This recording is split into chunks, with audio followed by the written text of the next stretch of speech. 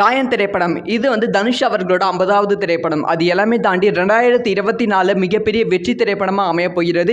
இது வரைக்கும் தமிழ் சினிமாவில் ரிலீஸ் ஆன திரைப்படங்களை விட இந்த திரைப்படத்துக்கு பெரும் ஓப்பனிங் வந்து கிடைத்திருக்கு அப்படின்னு சொல்லப்படுகிறது. இதுக்கு முன்பு ரிலீஸ் ஆன இந்தியன் 2 வந்து இந்த திரைப்படம் ராயனை விட வந்து அதிக திரையரங்குகளில் வந்து ரிலீஸ் ஆனாலுமே வந்து லைக் வந்து எக்ஸாம்பிள் சொல்லணும்னா 1000 திரையரங்குகளில் ரிலீஸ் ஆனாலுமே வந்து வெறும் வந்து 500 திரையரங்குகள் மட்டும்தான் வந்து பெருசாக அந்த செலிப்ரேஷன் ஹவுஸ்ஃபுல் ஷோஸ்லாம் இருந்துச்சு.